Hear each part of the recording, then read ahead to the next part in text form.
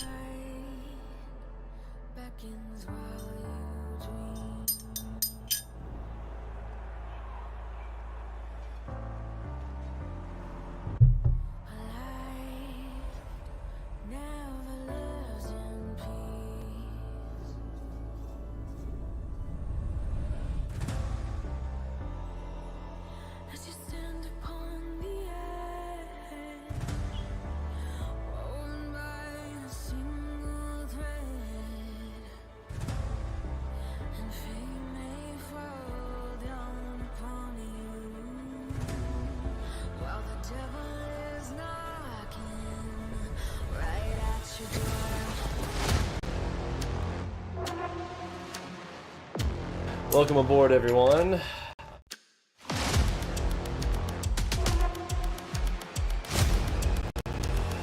What exactly is AlgoBox, and why do our traders absolutely love it?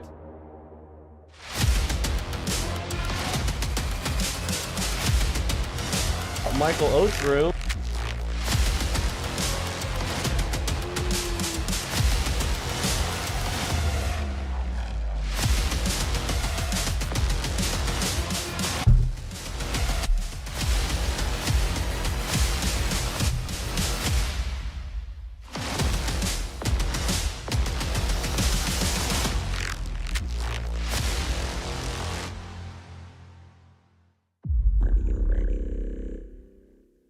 Are you ready? Indeed. Don't forget, trading is risky and all that business. My name is Vinny Emini. If this is your first time with us, you have been missing out, but welcome aboard. It is great to have you with us. I'm going to give you a quick walkthrough on what I'm here to do. I'm going to put coins back in place here. My physical trade tracker here in front of me. Part of my risk management strategy, I like to approach the markets like a video game, so I give myself 5 lives. I like playing Mario Brothers. Come on, you've played Mario Brothers before, haven't you? Of course you have. You know what's going on. Every video game starts with... The good ones start with 5 lives. Come on. Am I right? At least the 2D games, two-dimensional. We miss the Frogger and Pong days, and running your Mario Brothers character from the left side of the screen to the right side of the screen and jumping into pipes and dodging mushrooms and turtles. Come on now. I kind of feel like we're doing that with trading. We're just trying to get somewhere. We're just trying to save the princess in another castle, and Bowser gets in the way, you know, throwing fireballs at you, blah, blah, blah. Alright, let's try to win this video game today. I'm going to turn my cheat code on, called AlgoBox. Because I like to win. Let's be honest. It's if you're not having fun doing it, you're doing it wrong. And it's never not fun to win. That's just my opinion on things.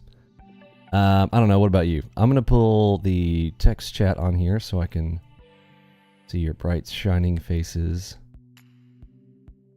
How are you doing this morning? Let me know there in the chat if you would. Let me know where you're coming from. Give a shout out. We've got still about 8 minutes before the US Open, so good morning, Brian. Good morning, Captain Rex. Eddie's here this morning. Good morning, Balloon Man. Buenos dias, Rami. Great to see you. All the way from Norway. Good morning, Martin. Petro is in the house this morning. Good morning. PA for Missile. Good morning.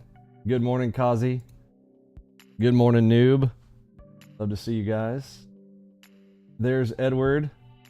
Garbs is here this morning. Love to see it. Mr. Darty. Never tardy. Or I don't know, maybe he is. I don't know. It just, my brain works on rhymes alone. All right. Good morning, OB. Good morning, Spencer. Good morning, Abby. Central AM is turning the music up. Love it. Let's get the full auto turned on. I'm gonna turn my bots on across 6 instruments up top, like we usually do. Although usually I do it about 15 minutes earlier than that. I am in a few minutes late here this morning. Today we got here before the US Open, so let's do that. Let me zoom out a little bit so you guys can see all the bots up top here. And let's do this together. You know the drill. Arm long, arm short, full auto, Enigma on. Arm long, arm short, full auto, Enigma on. RTY. Arm long, arm short, full auto, Enigma on. Arm long, arm short, full auto, Enigma on. Come on, sing it with me. Arm long, arm short, full auto, Enigma on. Arm long, arm short, full auto, Enigma on. All right. Vinny, stop it.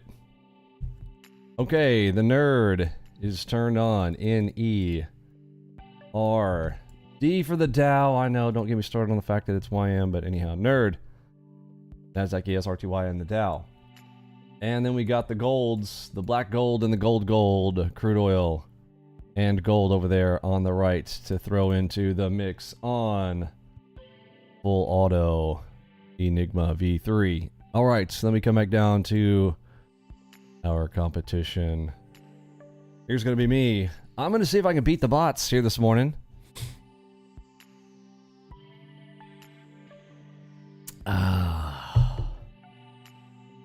Let's go. It is about 5 minutes now till the US Open. Not setting Super AO. So I keep those separated on my... So, a couple things. That's a good question. I'm going to go into detail on that on Friday for a full auto Friday. But no, short answer is no. Up top. Down here, I am going to turn on full auto Enigma on and Super AO on for the first 5 minutes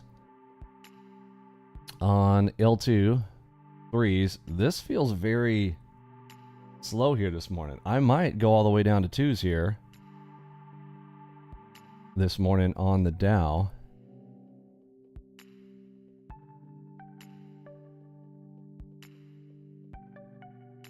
Oh, there it goes.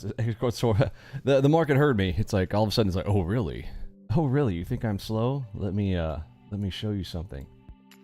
And she just started picking up there, looked like. Okay, so let me look at the news here. Let's look at these together real quick. We had 9 a.m. We have 9:35. Who's doing stuff at 9:35? 5 minutes past the open. What are they doing to us? At 9:40. Okay, it's gonna be one of those days. Lovely. So 5 minutes after, right when I'm picking up to start here, we've got an FOMC maker. Wow, did I say FOMC Meeker? Wow. FOMC member speaking. Hold on, I need coffee.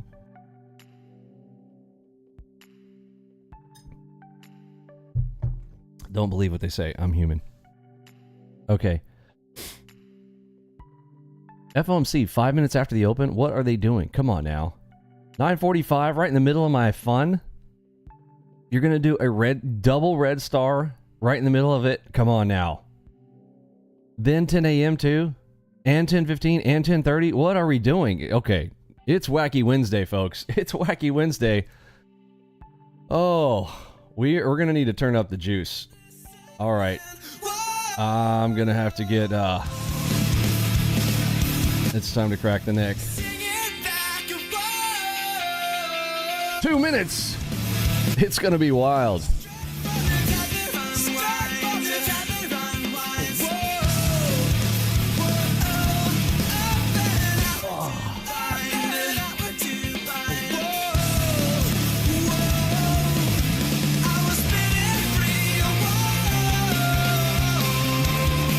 let's smash that like button real quick for me. It's good for you, and it's good for your P&L too.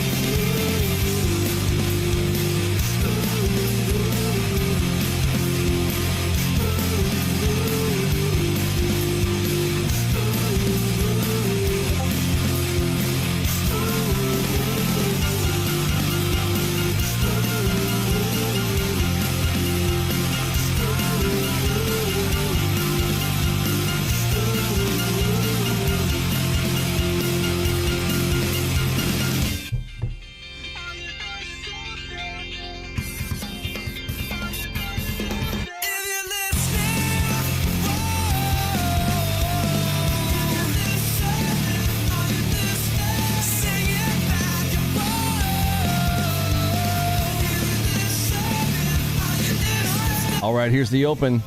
I'm gonna try to sit on hands for 5 minutes here and let the tools do the work. I've got Fiddle Zone filter on, so the bots for me are not going to take a trade unless we are outside of the infamous Fiddle Zone over here. Right now we are in the middle, so I'm not gonna try to fiddle until we're out of the middle.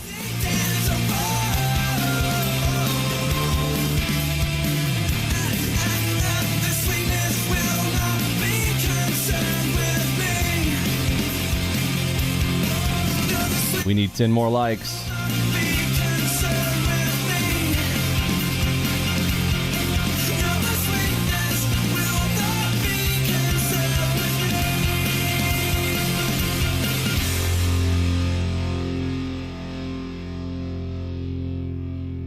All right, so there was our first Enigma. It went straight to target there. I did not take it. Why? Because we're in the middle here. So it's being a little more cautious, and we have news here in about 4 minutes. I am still going to go ahead, and I'm allowing the bots to do their thing here because what's inside of the Enigma, I have faith. I have faith. You can't hide from the Enigma. You can't hide. Okay, I'm going to turn my NinjaTrader sounds on a little bit. Just last night from our boot camp, I had turned some of that down a wee bit. TY3 fib.ym on the 3 upper bands touch YM on the 29. And at the same time, I don't want it to be distracting to everyone, so I'm going to keep it down upper bands touch Y pretty low. That way it doesn't interfere for you, but I also get a little bit of sound here for me. Good morning, everyone. We need 3 more likes to get to 50 so I can hang out here for the whole session. I know you can do it. Just 3 more people reaching over and smashing that like button for everybody. Upper bands touch YM on the 29. We got 2 minutes till the news.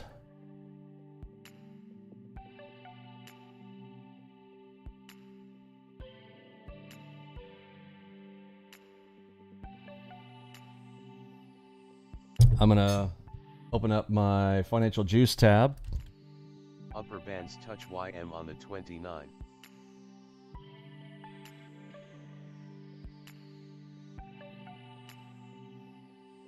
Upper bands touch YM on the 29.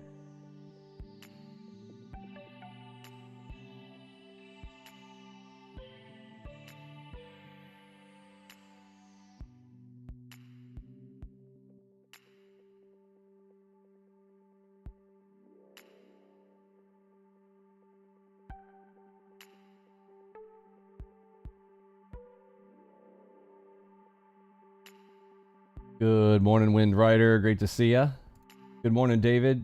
Good morning, Kath. Double delta. Good morning, Jonathan. Good morning, Sarp. Good morning, Kevin. Good morning, Diego. Double delta. Thoughts on ICT blowing Robin's cup again? Was anyone surprised? If you were surprised, you've got mental issues. Patrick, good morning. Yes, do what Patrick says. Patrick says like, share, and drop a comment, even better. Welcome aboard. All right, we got 30 seconds till that news, and I'll turn the voice on for Financial Juice. If you are a new trader, I mean, I guess you'd have to be new to not know about Financial Juice. FinancialJuice.com is where every trader goes to get their news. Just trust me, bro, they do. And you should too. Okay, we just put in the divergence there on the 29 on the wave chart. The Fed listens event. Here's the news. There's news chatter, FOMC member speaking. Economists who know nothing about the economy chatting it up right now. Right now. For your non-viewing pleasure. But your audio only.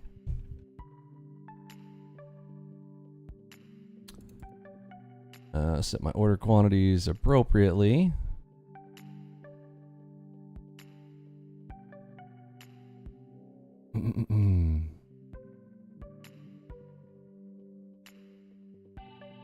Two finger YM on the 29.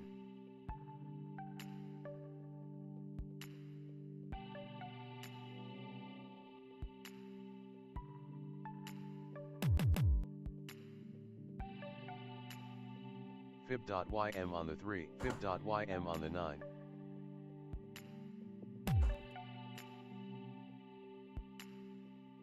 Fib.ym on the 3. 10 minutes away from 9:45 when we get the And closing out that enigma on the NQ. manufacturing 49. Yudge. Spot 2 with a range of 50 to 48. So we got the get ready, and the enigma for the dropout. Excuse me, with the Now, it came down first, and here were my entries here. Start loading up right there. 52 price. So this was a simple Dr. Seuss entry. If a position keeps going for me, then great. If it didn't, I would just close out and stop out on that one. Beautiful dropout play. Huge thank you, NQ, for its typical quick movement lately. Philadelphia Semiconductor. Oh, my 4.8% hotkeys are not 1 week highs. working. One moment. Oh, we had all these demonstrations we did last night. Other things I got to turn off here. Real-time protection, please.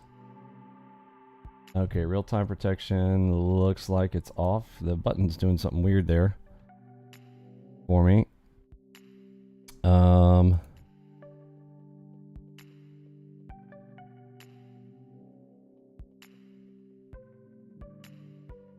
Fib.ym on the 3. All right, let's pull up my mouse here, get the profile going. There we go. Fib.ym on the 3. Fib.nq on the 18. According to the Wall Street Journal, Okay. the White House is considering slashing China tariffs to de-escalate trade. Hotkeys looking good. Seeing movement towards the upside from the S&P and the dollar for the back. Whoa. Okay, so wild action. All of a sudden, they're talking about tariffs. And here we go with turning the sound down. All right, this is that moment where I turn NinjaTrader sound down. And let's move this back over here.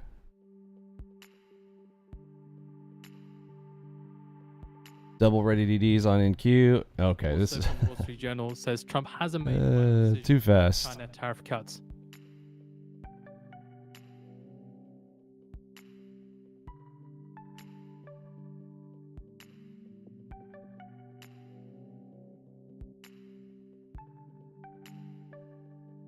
Okay, so some news about tariffs. Tariffs on, tariffs off. Do. In a scenario like this, I'm going to kill the bots here. It's up 117. I'm gonna wait until this whatever is off here. So I just hit flatten all. The bots are up $117, and I'm gonna go ahead and kill that. You never know. Was from the Wall Street So Journal. China tariffs like all the bots, I just went and hit flatten all, 50%, and then 65%. turned off full auto on all 6 of our instruments that we loaded up there this morning. I am just being a good manager of my employees. I just think of my bots as employees.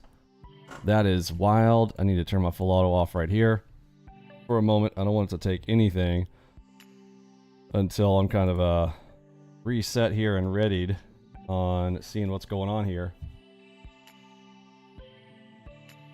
That was So pretty S&P crazy. Widened advance, what did widen advance to about 3.3%, and then the Nasdaq was up about 3.9%.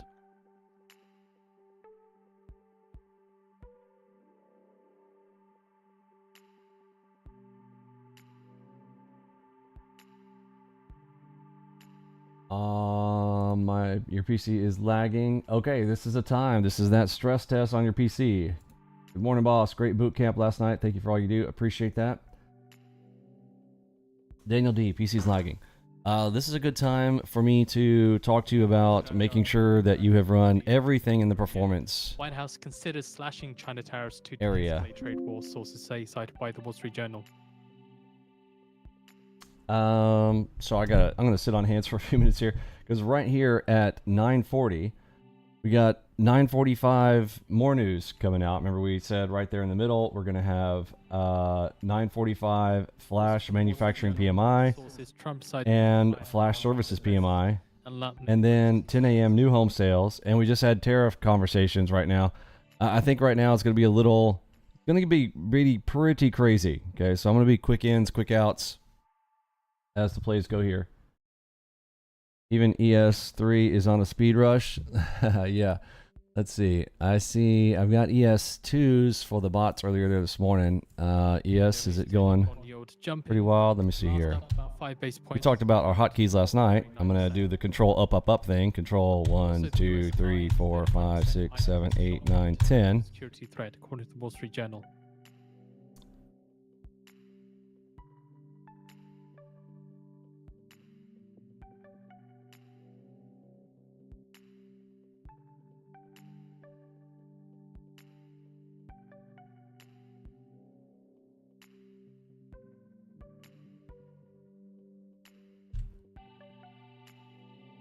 Further detail as well, US eyes 100% China levy for items strategic to US interest. Also, about 3 minutes ago, until we get the S&P manufacturing PMI services and composite data, forecast for the manufacturing 49 prior 50 spot 2 with a range of 50 to 48. Services PMI forecast Tariff war risk high today. China is mad telling other countries not to make deals with the US. To 51. Composite forecast 52 prior 53 spot 5 with a range of 54 spot 6 to 51 spot 5.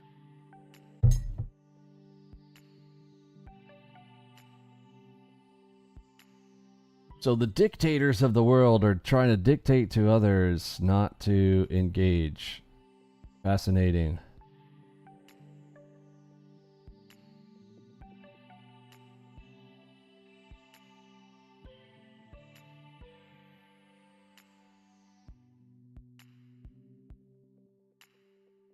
Did you say something naughty about the government today? We've got a place for you. A nice cushy jail cell where we'll feed you goulash every day, and you can hand make stuff that says made in China for free all day long.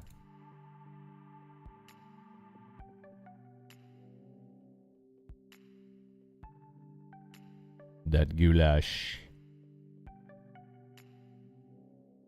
According to China's Foreign Minister Wang Yi, China supports Iran's nuclear discussions with the US. Okay, so I've had one trade this morning. One in queue.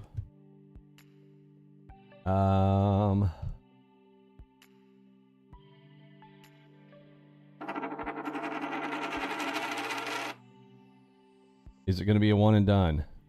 No, of course not. But it is 9:44. So 1 minute now with the S&P until manufacturing two PMI Red first. Star news come out at the same time. I am. Look at my hands. Everybody show me your hands right now. Like, get your hands off the keyboard right now, unless you're going to play Also right seeing now, the which you MSCI probably shouldn't be. HC All right, hands up. rising Hands off. 10%. Put your hands up. Let's keep our hands off of the keyboard here for a minute. Like, this is going to be crazy. 30 seconds until monstrosities of news are about to come out here. Along with the European tariff credit chatter. risk They're going to use any the excuse to agency get said wild right now. on Trump's tariff shift.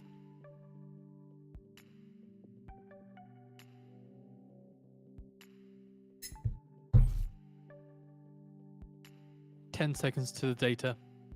10 seconds till data time.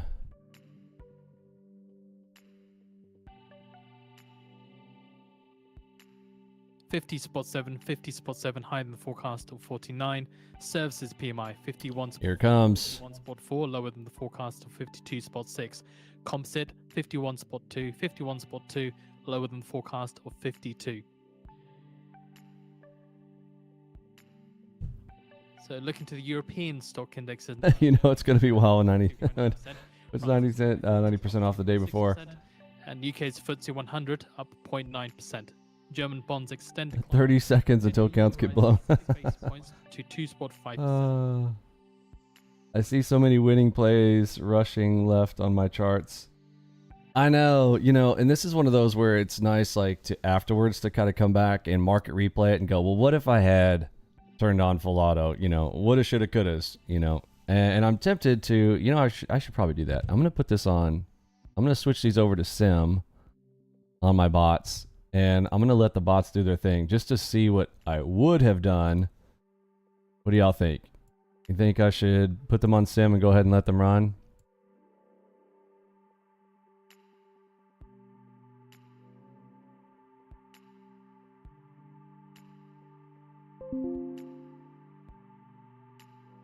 Yeah, that's what we're going to do. Okay, turning full auto back on. Switch them all to sim.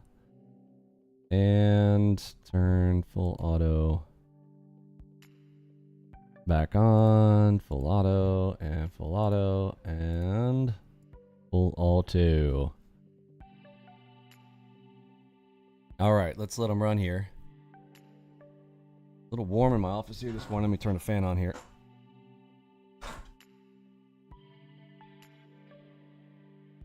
And we have posted out the US PMI report on the financial news feed for you to read through.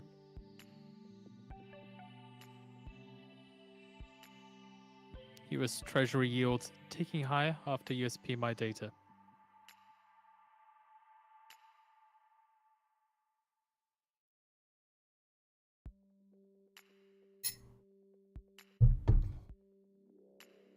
Europe's Basic Resources Index extending gains up 5%, set for the biggest daily percentage gain since November of 2022.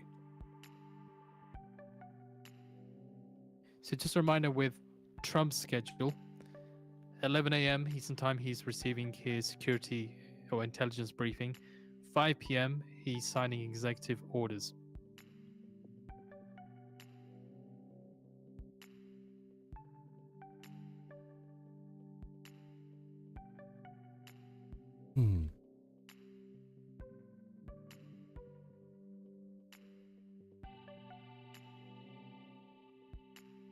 If you're not lagging. I'm not lagging. So here's what's interesting. So let me ask you something. People are like, oh well, it lags on machine. Okay, let me ask you something. Why does it not lag on my machine? You guys tell me in the chat. Why do you think it doesn't lag on my machine?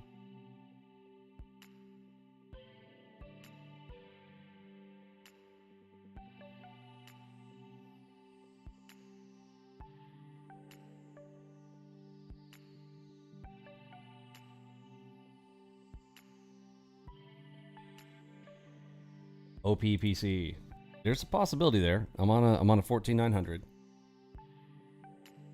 Let's look at the speed that I'm running at. It's I'm not overclocked.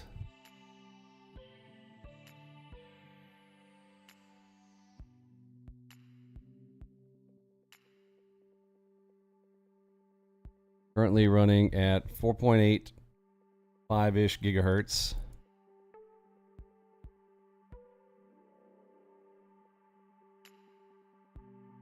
Running OBS live streaming.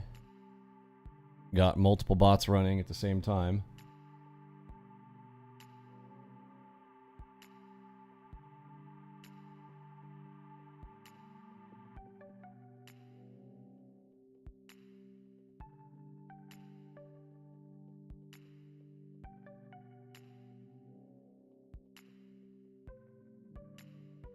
Used Dombrovskis NQ unable to keep up painting. Now, you are in NQ. Again, NQ is absolutely wild, and I mentioned this even last night in our boot camp. So right now, my lowest time frame on NQ, I've adjusted. I'm on the 9s. The 9s for my entry chart right now. 10 minutes away from the top of the hour, expecting the 9s. Now, the video is on the to the 9s. If you click What's it, that? What's that famous phrase? We'll also post it on the feed. To the 9s. On NQ. And so should you. Right about now in this high volatility environment. Higher algo bars, real-time protection off, correct. And again, other items, other performance items. Let's go through those here real quick because I got to sit on hands anyways because we still now, it's 9:50 and we've got 10 minutes until another set of news coming. All right, another set, just another set is coming again at 10 a.m. in about 10 minutes. New home sales are going to come out in about 10 minutes. So let me talk about it.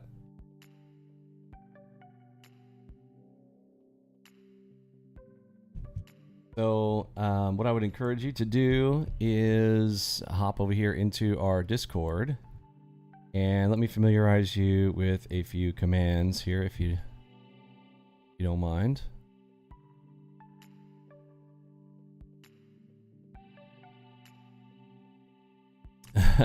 What is this? Yeah, so this came into the public chat there. Oh, one didn't even print. It went so fast. So this is a sure tell sign. If inside of our public room, we're printing MacV things in the chat. Remember, these are only printing every 10. That means that's 10, 20, 30, 40, 50, 60 prints in seconds in the room. That means danger, okay? This is supposed to warn you if you're just, lollygagging or hanging out in our Discord and you hadn't got your charts turned on yet and you don't know what's happening, you can look in our Discord chat and go, whoa, if you've got MacV stuff printing in the public chat, that means there's problems. Okay, I don't want to say problems, but it's like this is a time to up your bar size on the lowest time frame. Okay, so performance. Whoops, if I could type right.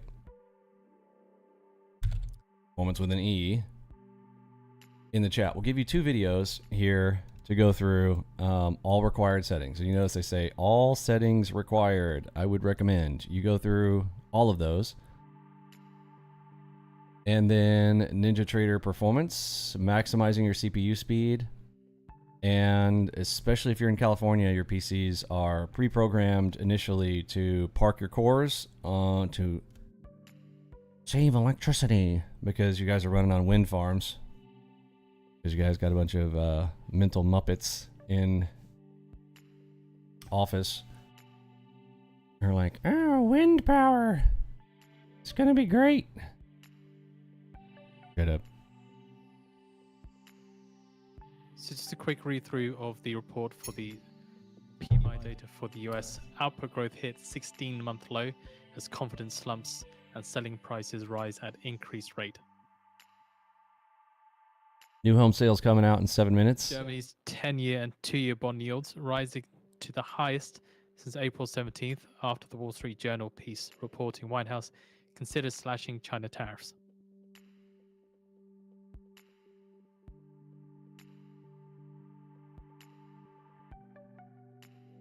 So here on our website, I'm going to go into the documentation area, and I'm going to point you to 2 apps that you might want to install third party.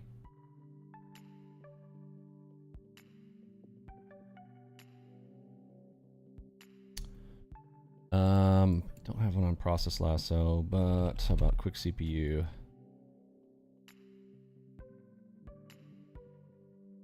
No, I don't think we put it in the third party because it's third party stuff. Let's see. Let's do our AlgoBox official YouTube channel.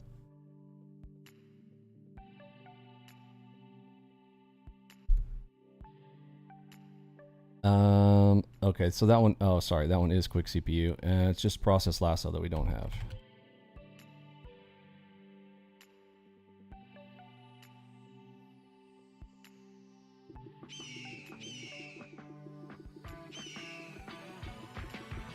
I think this might solve a lot of problems.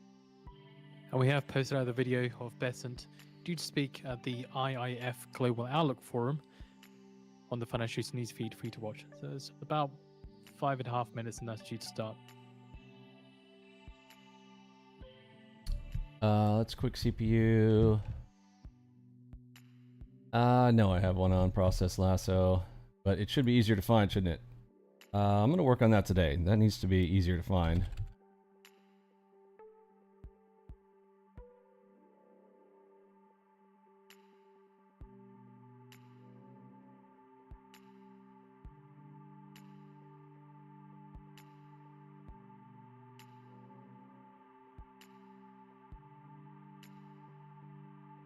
Oh, I'm sorry about that. I thought that was easier to find. It is not.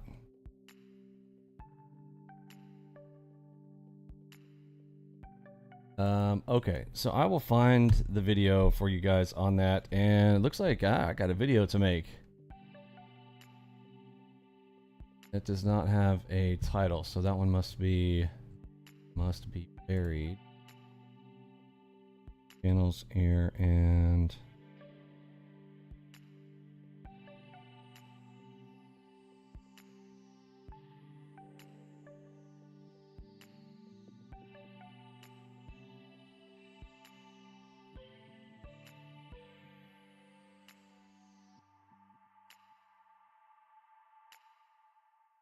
saying it's this video, but I didn't see it. Maybe I went too far.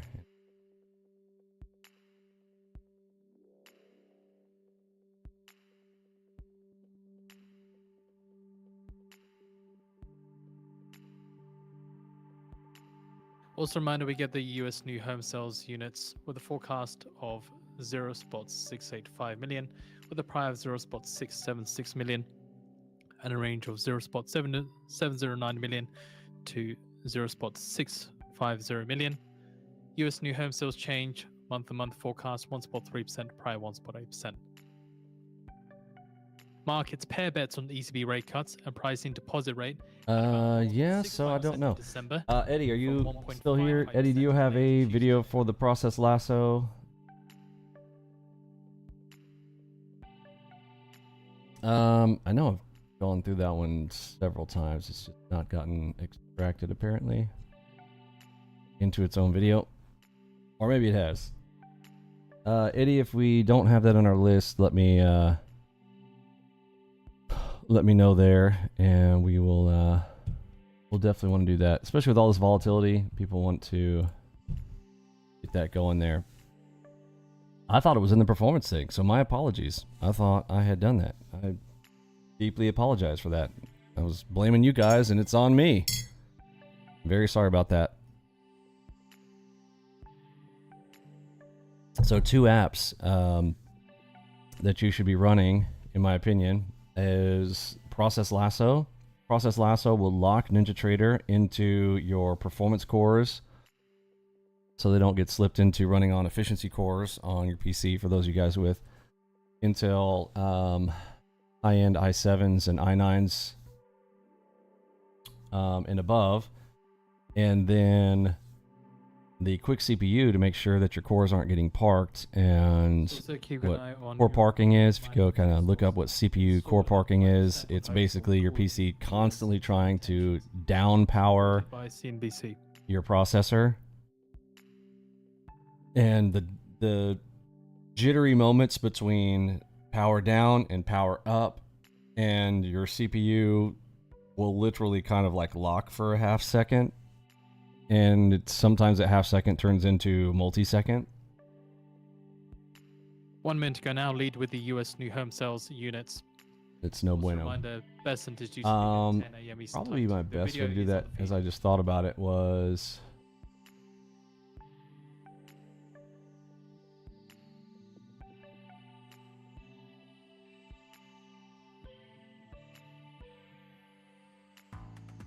Your future is at your fingertips. how to boost BC performance with these 3 tools. AlgoBox for NinjaTrader, trading. Oh, I didn't name it appropriately. Well, let's name it appropriately now here. I'm going to rename this and put Process Lasso and Quick CPU in the title. How do I force NinjaTrader to only... There we go. Okay. Well, I thought so. 10 seconds. Oh, we got more news coming out here. 10 seconds till new home sales.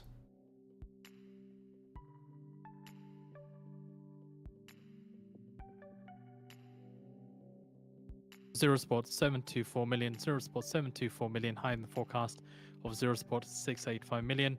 US new home sales change month on month, 7.4%, 7.4%, higher than the forecast of 1.3%.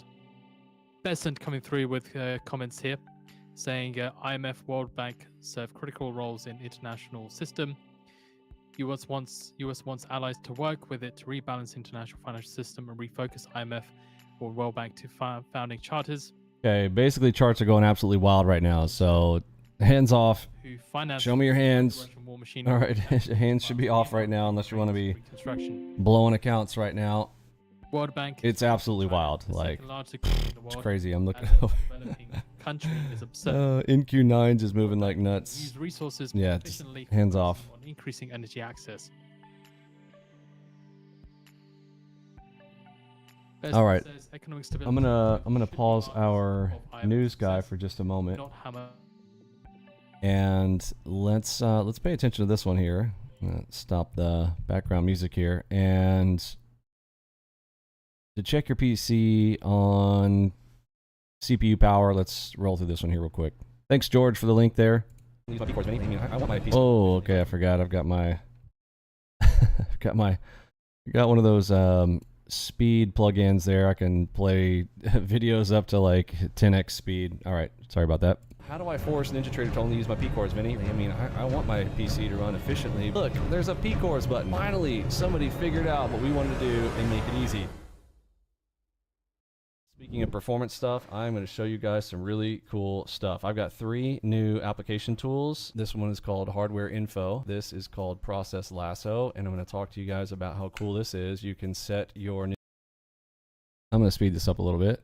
NinjaTrader to automatically go to high priority and go to performance scores without doing anything crazy. So Process Lasso, without having to deal with all of the stuff inside your BIOS, this will automatically assign executables when they launch. So this is Quick CPU. This is kind of the one I start with when my PC launches. First thing I want to do is go up here. I'm going to click on this little 3 bars thing. I'm going to apply the max there. You're going to see that core parking go from 4%, where it can go as low as 4%. Boom. Now I'm going to be using 100% the entire time. No core parking. That's going to be bumping this up here. And my P-cores is the thing you really want to focus in on. P-cores for me on a 14900 is going to go up to 5.7 with a spike to 6 gigahertz on 2 cores at a time. And now even right now, as I'm bumping this up here, I'm getting, I'm getting that 5.7 across the board on all P-cores. All right, so first thing, Quick CPU will unpark your cores and also will handle a power profile if your PC is not going to high performance. It does those 2 things for you. That is Quick CPU. Second one I show is Process Lasso. So Process Lasso for me is a new awesome game changer, particularly on Windows 11, now that I am on one of the 1400 series, because of the concept between performance cores and efficiency cores. I want to break this down in Vinny's way, because I am so tired of reading online of all the complicated stuff that everybody else wants to explain things. Once you finally understand what's going on here in these newer things, you have 2 core types. All their extra performance is coming from, you'll hear this concept of P cores. So the P stands for performance, basically what you're actually paying for. And the E cores are extra for extra stuff, but they call them efficiency. Well, efficiently, I mean, I want my PC to run efficiently, but yeah, they use that concept. It's basically econo. Don't save my energy. Don't be fast. These are significantly slower. How do you easily make this happen? Well, you can go in the BIOS. I still want the E cores there to run things like my OBS and maybe run my music running in the background, my browsers. Now let's talk about, I'll start with the lowest. So for instance, for me, the E-cores in these run at 4.4 gigahertz. Now you guys know my thing. What if I told you the lowest for our system, if you want it to run at its beast mode, what's the slowest we want is a 4.5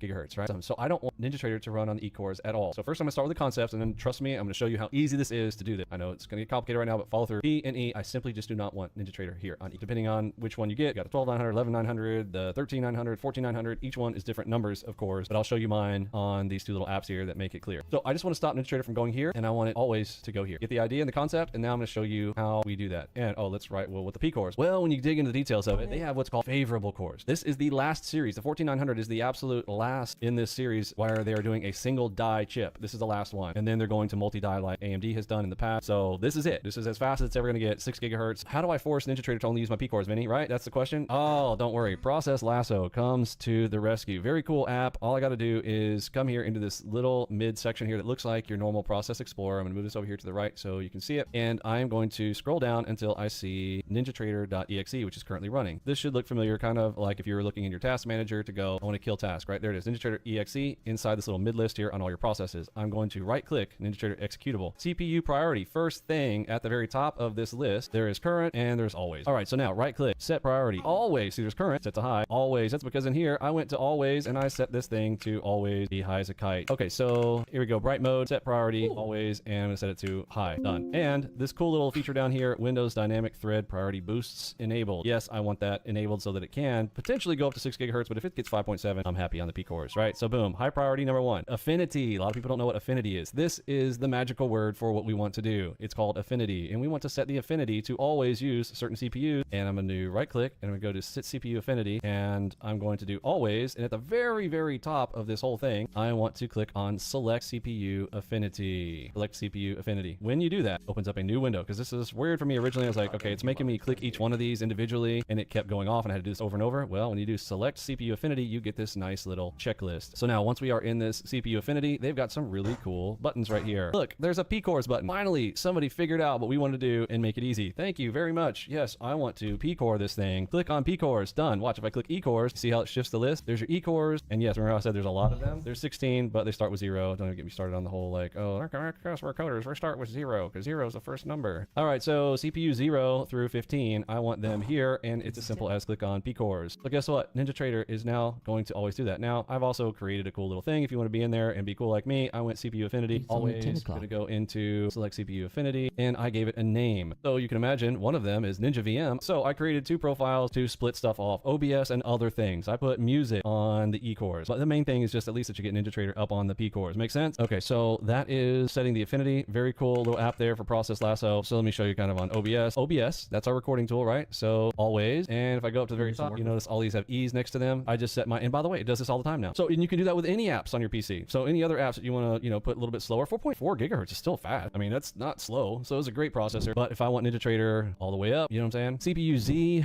I don't know why all the overclockers tell me to go do this. I think it's because of this one feature, bench right here. You can run this little bench test thing. I can click on bench CPU, and all of a sudden you'll see your cores run up real fast. So ours are staying up pretty good, but if I wanted to make sure it did it, I could click on this bench. I don't know that you really need the CPU Z. I would make this one optional, but there is a really cool thing. Go right here to bench, and if you want to run yours, you got the stress CPU, very easy to use, and then bench your CPU. If you want to see what I'm going to show you next to run this thing up, that's going to be this app called Hardware Info. Now I can see, if you look real closely, we go from right here, there's a line from P cores, and you'll see these running at my 5.7, right? And then these running at, looks like 4.2, but you'll see max, they were hitting 4.4. Download your free trial at AlgoBoxPro.com. Okay, so there is a video for that. I just need to put Process Lasso and Quick CPU probably in the title somewhere, or somewhere searchable, because when I searched for it, couldn't find it. Eddie, if you got some ideas on that, let me know if you want to send it over in our DMs there, and we'll come up with a better title for that. And then I also need to update the Me6 bot to put that in there in the list. Like, I think when we type !performance, I want that to show up as the 3rd video on the Discord me bot as well. Okay, so Simbots are down $900, down $700. Wow, they're fluctuating all over the place right now. So they've got some trades open here, fluctuating wildly. Okay, it's 10:08. We're past that news. Now, I believe there was another one. Another set of news at 10:15. All right. Yes, there's still another one. 10:15 and 10:30. So And then crude oil at 10:30. And there's red star there at 1:15. There is low impact at 2 and 2 beige book. And then 6:30 in the evening. So it's going to be wild. Might want to go check out and hang out with the day trading nomads tonight after hours for the Asian session. You guys look up day trading nomads. And they trade the evening session, what I call the evening session for me in the US, but Asian markets sometimes all the way to London. On occasion, we got the night owls there, trading with AlgoBox. Let's see. Title for that video has been updated. Thanks so much, Eddie. Will you send me a link to that in my DM? So I've got that later today for my notes to look into and check in on. And I'll get that into the Discord bot as well. And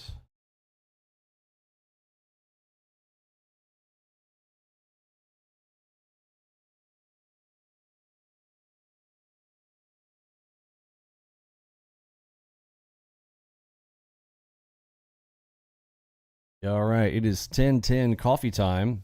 Yep, the alert is going off in our Discord room there.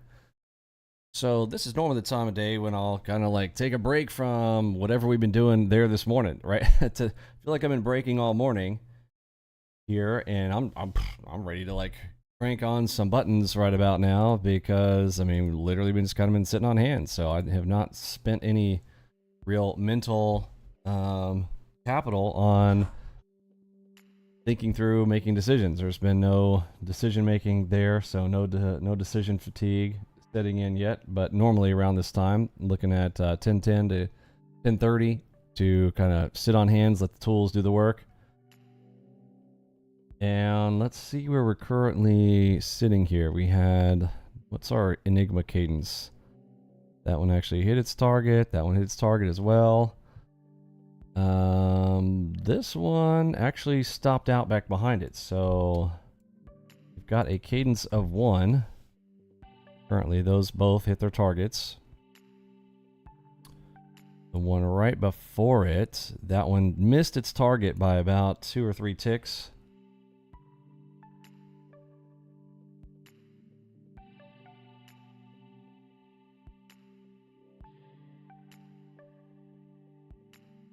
This was right in the middle of that wildness. Doesn't even look like it drew its target. It went so fast. That's a new one. Yeah, so that was through that Master Blaster moment there. Didn't even print a target and went so fast.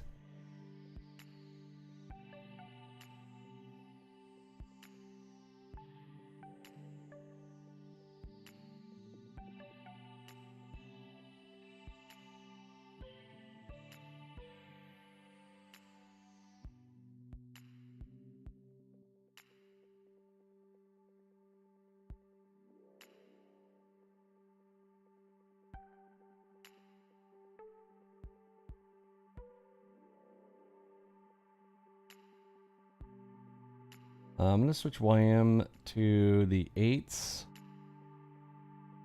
on my Mac V chart local. That changes anything. Not much, but it did give, wow, the jagged warnings like crazy inside there.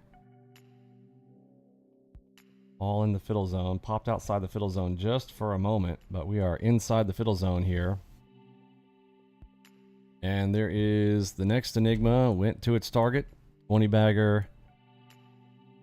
Targets filled on a 1 cadence and then into its target. That was a super moon.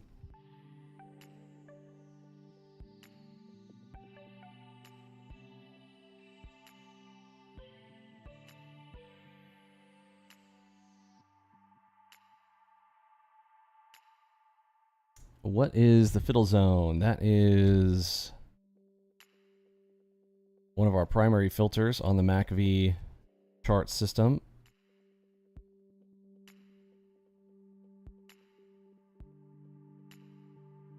So this zone down here is where we're looking.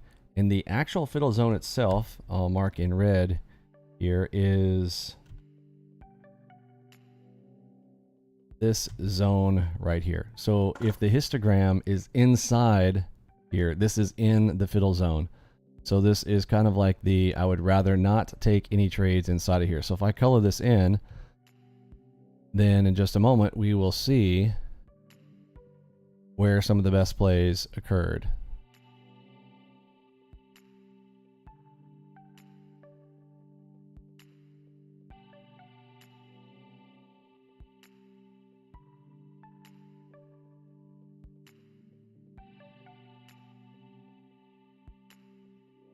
Yeah, that's the Control Z sometimes.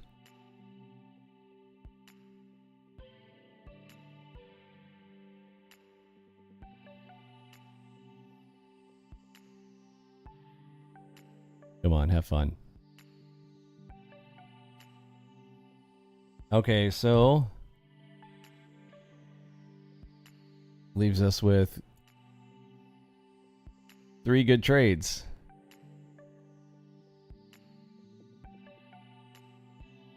Make sense?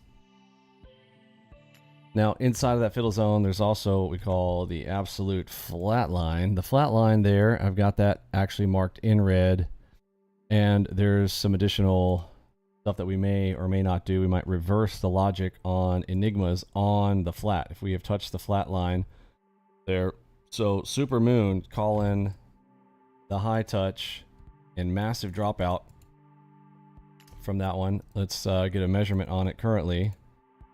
That dropped it 188 ticks off of that Super Moon right there. I'm going to turn the sound up again now that everything is kind of done getting touch YM on the 29. shaken out there. All right, sound is back on a little bit. Hey Collins, did that answer your question?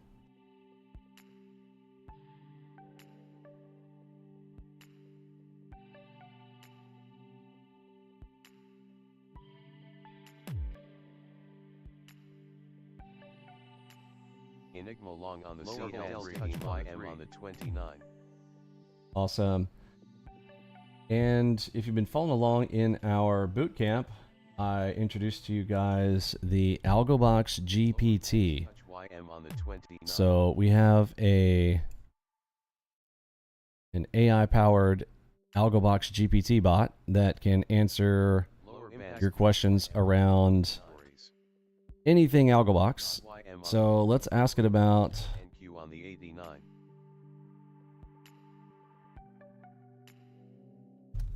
the Fiddle Zone. Let's see what our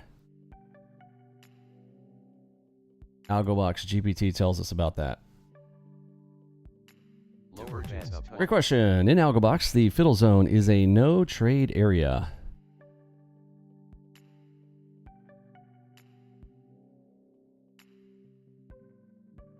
It's where price is chopping around and market structure is unclear or indecisive. It's called the Fiddle Zone because traders tend to fiddle with entries here, often getting chopped up, over trading, or taking impulse trades without edge.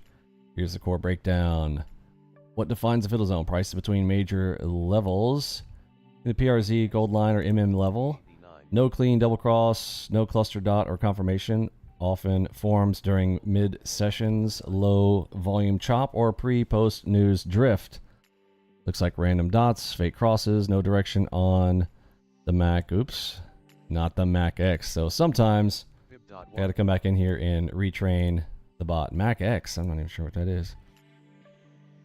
Hallucinations still occurring here, so that's why we haven't fully released this yet. It's currently in its beta stages, but we did introduce this to start showcasing it in the boot camp. So this will be coming when it's all fully trained up and not getting questions wrong like Mac X. I got to go and correct that in there. How to recognize it with AlgoBox tools, no setup zone, the no double cross, so that's not necessarily true. You'll often see no double crosses. That's weird. Fib.ym on the 8th. Dots firing in both directions. Those things occur inside of there, which is what we want to kind of avoid. EMAs are flat. That is technically true. NQ on the 89. What to not do. Don't force a DCDM. Wait for structure. Don't scale in unless a real cross reclaim its place. Don't assume you're missing out. The zone is meant to be skipped.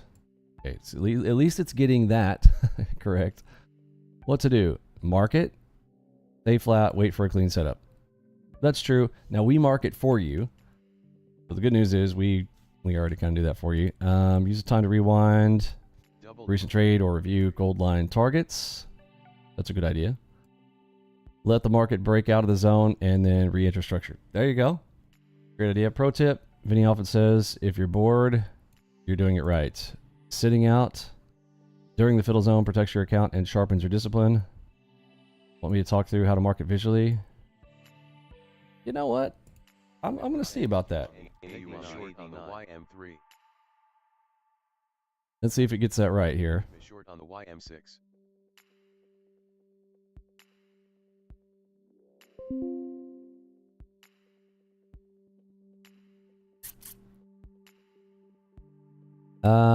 Yeah, so it's still having some, it's hallucinating some of this stuff. Small account.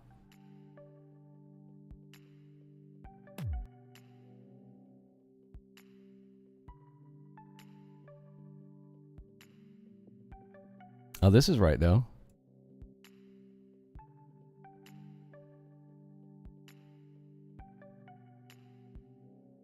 Fib.ym on the 8th. Hey, it's talking about using F8 to remeasure from the breakout pivot to the new double cross. Hey, it knows how to do that. Great. Set your goal line target. Beautiful. Now, our system does do that for you as well with DCDM lines. It's automatically going to draw that for you, but this is how you measure it by hand.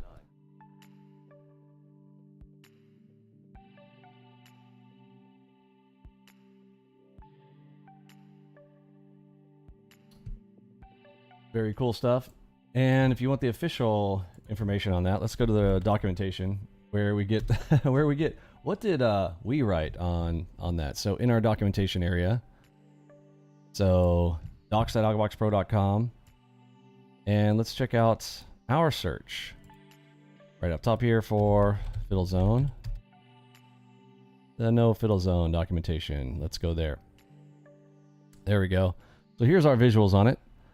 The price of the no Fiddle Zone on the MACV chart. The AlgoBox no Fiddle Zone indicator displays vertical zones on your charts. Now the no Fiddle Zone indicator. Somebody asked about this on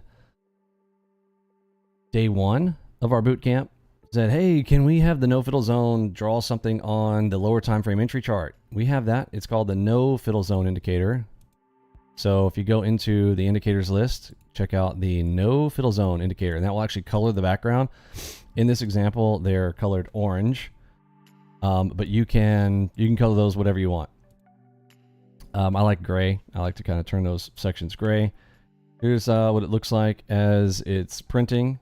Sometimes it's a very large zone of this stuff. Right here, it looks like they're very narrow.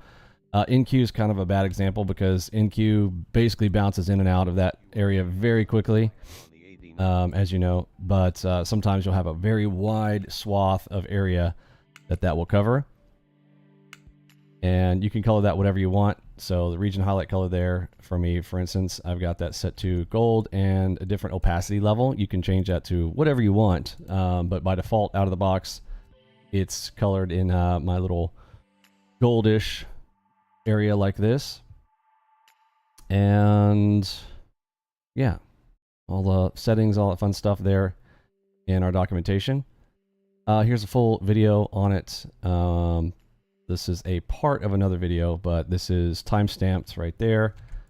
Timestamped 1 hour, 1 minute going into the no Fiddle Zone components in the video on a live stream with us.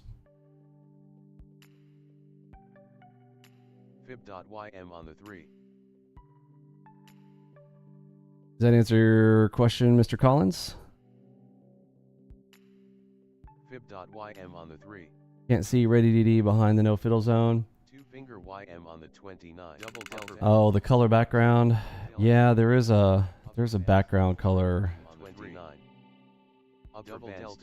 kind of override issue with that. Upper bands divergence down on the 29. I believe that's in the wish list right now. YM on the 29. And yeah, we need to get a solution for that. We'll work on that.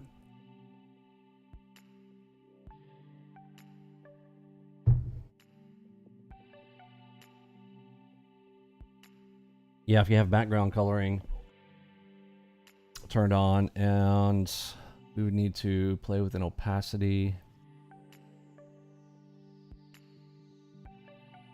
Yeah, we can implement. We'll have to implement that in a different way. On the 3.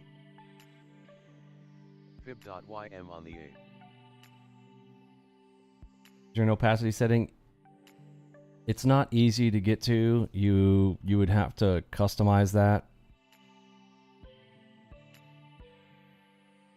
Okay, and the bots are up 6,700. All right, I'm gonna flatten them. The bots beat me. Okay, so the answer to whether or not the bots would have survived through all of this craziness is yes. Again, you still cannot beat the Enigma bots. So let's zoom out here. And I'll show you guys what I was just seeing up top here. So there were some trades open on these. I went ahead and just pressed flatten all. There were multiple trades open. That one closed out up there. How far did that one run?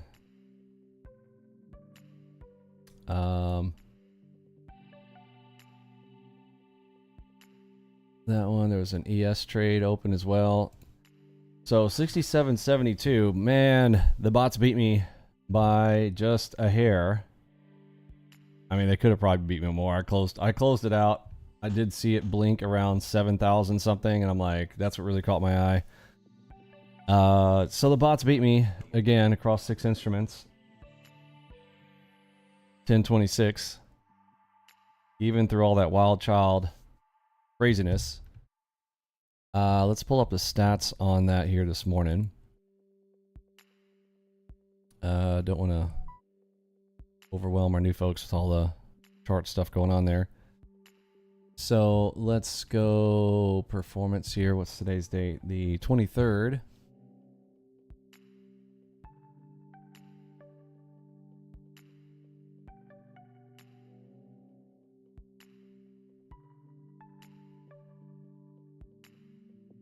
DCDMYM on the 3.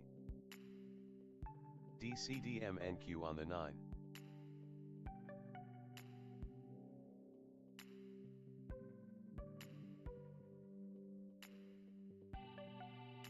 Okay, so come down here and zoom in. Use the little foot pedal there.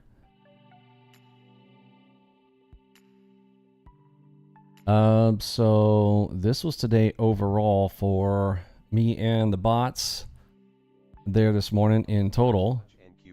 Let's go to our stats themselves.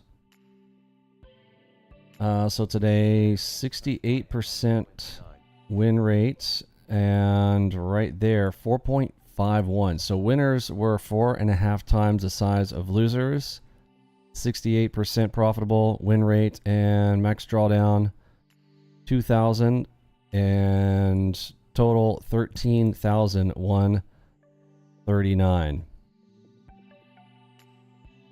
Beautimous. Now let's go to just me. So if I take the bots out, on the 89.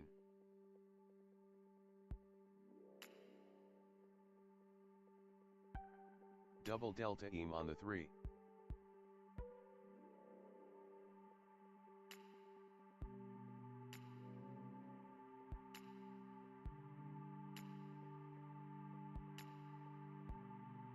Fib.ym on the 8. Fib.ym on the 3. Fib.ym on the 3.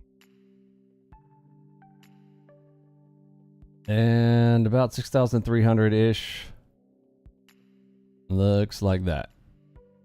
No, that does include a couple of the trades there on my account there for the bot that took on one of my accounts. So basically that was my first trade there on NQ. Well, actually this section here. Then bot drew down. Then I closed it out at about 100 and something, I believe. Was that right? It was about, let's see.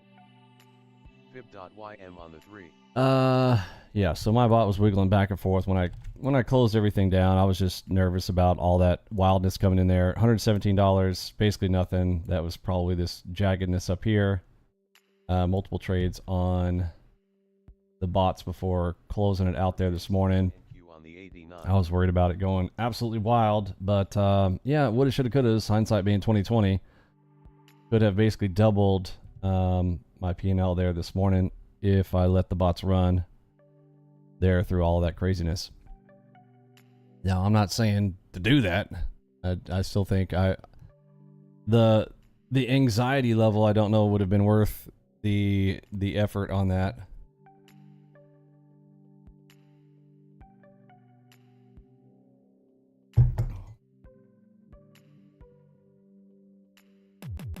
Bots AA, why are you even here?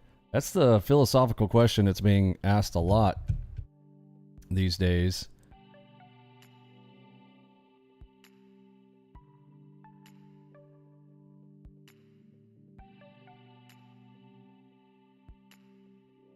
Vinny, for the full auto, you don't have an ATM strategy running.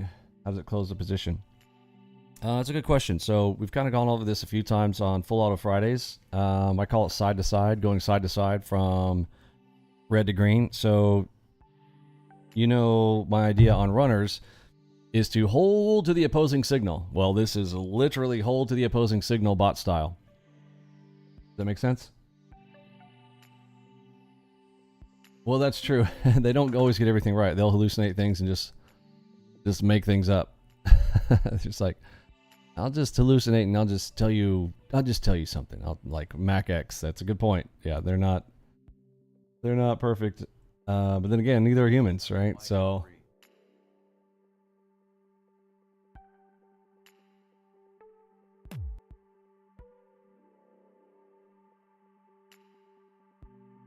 question, when I add AudioBox to my chart, my NT noise gets really choppy. Darty here to party.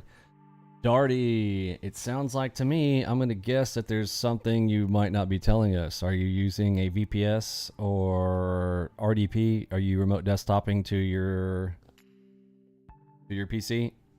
That is common with remote desktop. It's the audio limitations of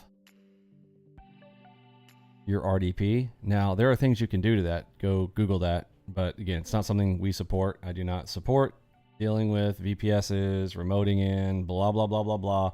You've got a remote situation. You need to, you know, you're getting into your own tech support stuff. You got to support your own tech. I will just say that there are ways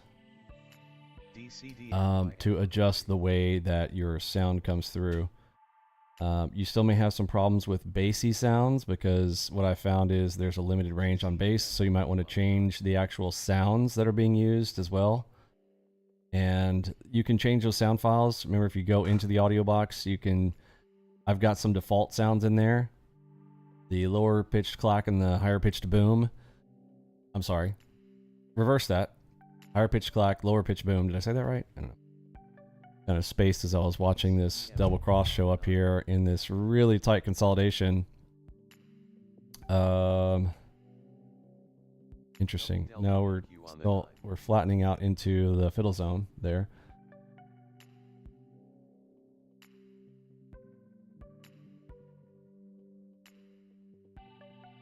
You can fix the hallucination fairly easy, quick. George, what's your pro tip on that?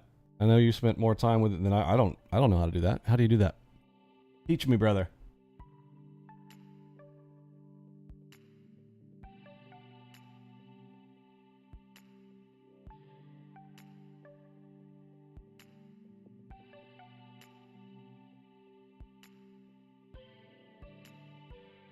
Hello, Coach Vinny. Have you ever tested using a catastrophic stop for the bots just in case they blow past an Enigma and keep on trucking? Man, I've tested all kinds of stuff. So this is that thing where people are like, well, have you ever done this? Have you ever done that? Have you ever done this? And like, if I have something that's working,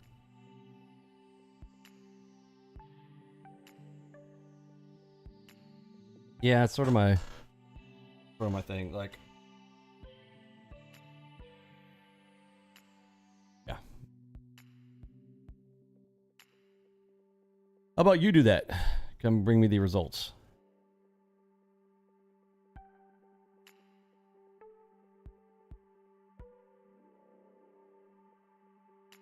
When NinjaTrader has an update, should I download the update? Is there anything I need to do with AlgoBox? I run NinjaTrader update. In general, so if you want to know about that, we always have the recommended NinjaTrader version that we are currently supporting at any given moment, such as right now. We know when the NinjaTrader did an update, yeah, it was not too long ago. They went to like 4.1, although they do have a 4.2 now. That has not been fully tested, so I don't know about 4.2. We are currently supporting our recommended version. You can go into Discord on the left, and I'll show you how you can always know that information.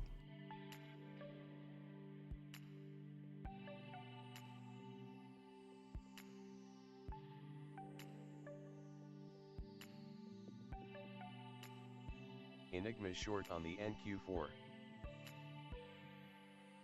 Upper bands touch NQ on the 89. Sorry, I lost my Discord there. Here we go. So type hashtag version, and there it is right there. So recommended NinjaTrader version is always here under the premium member chat area. So if you go into the recommended NinjaTrader version right here, we do not recommend using the latest version of NinjaTrader. Issues, please use version 8.131 only at this time. Now, that was back February 2024. Now, that was when they went to, all I remember is that 3 was a 4, and it was a 4.1. Now, they've got a 4.2, and we have not had a chance to fully vet that out. We're kind of focused on boot camp, getting all this stuff together, but this one is what we know is stable right now. So if you want to try out the 4.2, if somebody wants to give that a shot and go, hey, I'm on 4.2, haven't had any issues. In fact, let's hear it in the chat. Can you guys check your version on NinjaTrader? You know, I know it's kind of easy to just go and grab the latest off of NinjaTrader there and just, you know, run their thing. If you've been running our system with no issues on the 4.2 that they've got going on there, let me know what version you're using. Type it there in the chat and let me know if you've been having any issues. 4.1, all I know is this 4.1 was having some issues. And they went and put out a .2 fairly quickly. But I do remember on their forums, they were having issues. Not necessarily with AlgoBox, just general people having issues with NinjaTrader on 4.1. And, you know, as a software coder developer, I know we fix things with versions, so they put out a .2. I'm assuming they fix those issues. Double delta eam on the 6.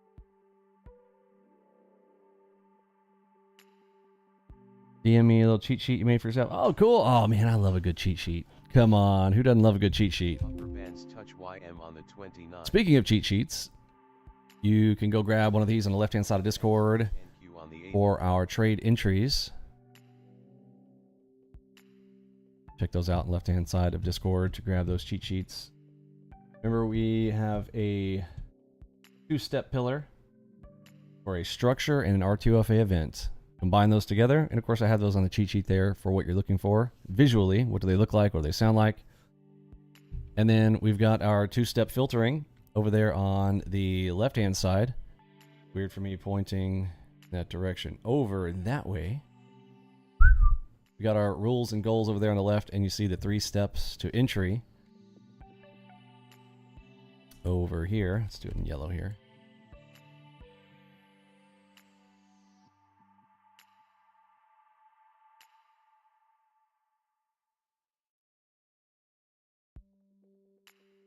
The nerd plus the arrow, and then we take a cheat sheet entry. Simple. And if you don't know what those are, make sure you go through our boot camp there. 10 days of fun. Learn everything there is to know.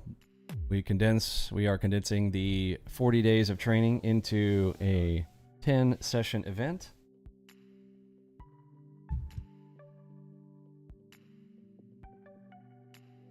Better prompts and instructions for the bot. Also make sure your RAG data is vectorized. Wow, you're talking about stuff I don't even know. I need to take some time to really get into studying how that stuff works.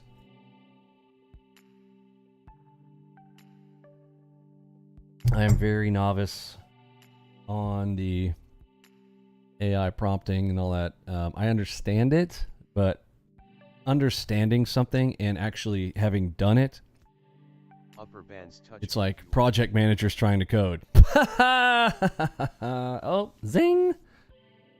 Goes another. I should have a project manager jar. Every time I slam project managers, I should have to put some money in a jar, like my other version of a swear jar, so I can stop ragging on project managers that gave me PTSD back in the day of having to deal with idiots all the time.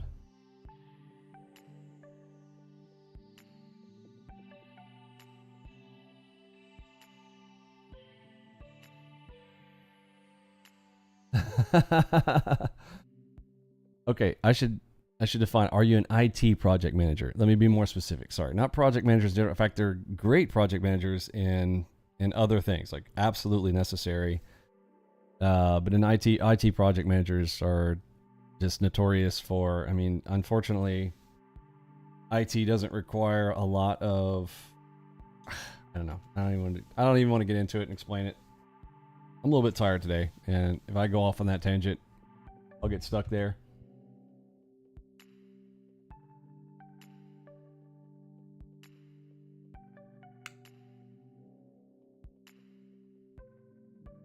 Awesome, Central. You can catch up on the boot camps. Awesome. Good morning, Mr. Manigold. 3.1 new issues. Is anybody using the 4.2 or above on NinjaTrader? Don't tell me everybody's actually been paying attention to what we've been saying, and come on, you're telling me everybody followed the rules? That never happens. Somebody's on 4.2 or above on NinjaTrader, right? Nobody? Come on, y'all check your versions of NinjaTrader. There's nobody here running 4.2. There's 103 people watching right now. Out of the 100, there's no way we're batting 100. 100 for 100? No way. Come on. I don't even want to say admit it. Like, in fact, I actually almost want to give you a pat on the back. If 4.2 is working for you, I actually want to know. I'm hoping somebody is using 4.2. You know what? I'm going to make that my goal today. After the live stream, I'm going to set up 4.2 and see if I have any issues. I've been needing to do it anyway. I just need to prep up for boot camp session. So we're getting into the harder stuff. We've gone through the first 2 days. I would almost say the first 2 days of boot camp have been, I don't want to say fluff, because we definitely got into some deep stuff. But it is beginner stuff, getting things loaded up, getting things set up on your charts, workspaces, hardware, layouts, working through things on NinjaTrader, adjusting, fine-tune a chart, adjusting hotkeys. And we're ready for the juice now on day 3 of Bootcamp 2025. Check out that poll. So 75% of you had attended Bootcamp last night. Awesome. The other 25% of you guys, I do recommend going and hitting up the last 2 days of boot camp. There, if you have time today, maybe run it at 2x speed, get through them real quickly. 2 hours of your time. But you'll probably, even if you have been around a while, you'll find some golden nuggets in there, I think.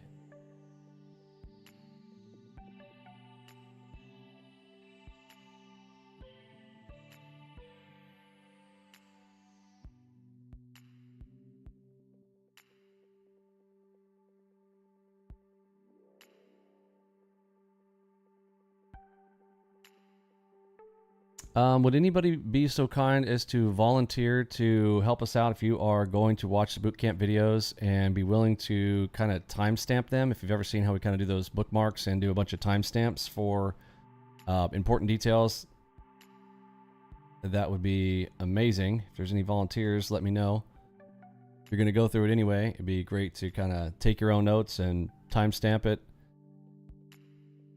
Basically what that is like going down in the comments and just basically typing in your own comment area, and you're kind of putting in a little block of text where you with a timestamp of where the new section is talking about, kind of timestamp dash, and I don't know, Vinny talks about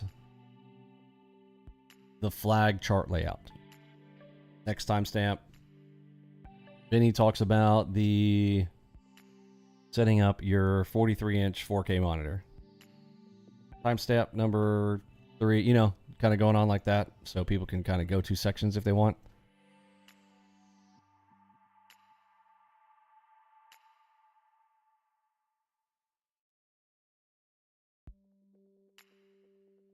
Kath, you up for that? Butamus. I do have like an example of that if you don't know how to do it, but if you already know how to do it, great. If you have any questions on it though, feel free to send me a DM. But yeah, would absolutely love that. I'm also looking for someone to permanently do that, to hire to do that, to, you know, I know every video is a little bit different. So on these videos are like 2 hours long. So it'll be like per, you know, so if, depending on how long the video is, sort of putting into an hourly rate of how long you have to watch a video and putting in the timestamps and making sure that they have SEO searchable stuff. If that's you, if you would like that position, if you're like, you know what, I'm going to watch Vinny videos anyways, I can get paid while I'm doing it, send me a DM. And yeah, we are looking for a permanent paid position to make sure that we get all of our stuff timestamped. So if that is you, if you'd be interested in something like that, hit me up. And we don't just need one person, we can have multiples, because I'd like to get them all done at once. Now I could hire somebody on Fiverr. In fact, I already saw them out there, and so I know what their rates are and whatnot. And it's, you know, it's very inexpensive for me to just go there and grab somebody on Fiverr, but I always want to give our crew members an opportunity first.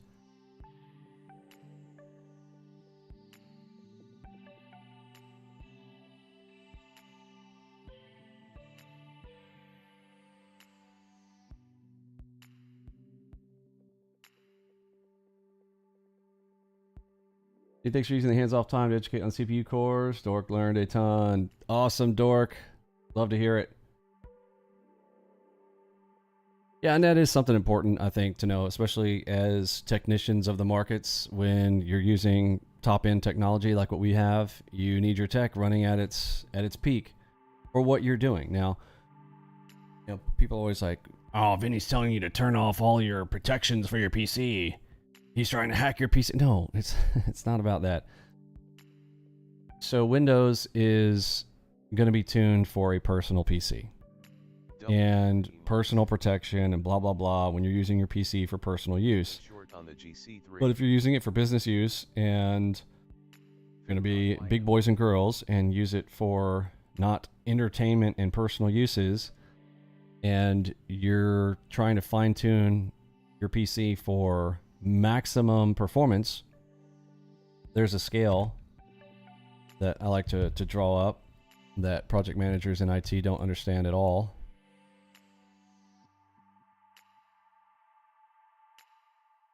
Because their brains are smaller than normal people. All right, I'm going to put another $1 in the project manager swear jar.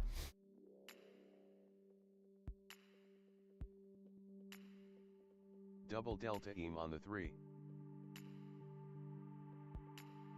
All right, over here on the left is security. Pop quiz. And it's a trick question, but I know people have listened to me before, so I know somebody knows the answer to this. Pop quiz. What is the absolute most secure computer on the planet? Does anybody know what the absolute most secure computer on the planet is?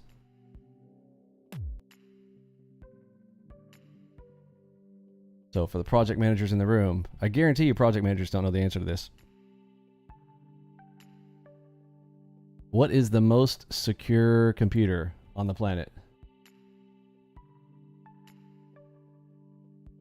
The computer that is turned off, unplugged, locked in a closet where you can't touch it.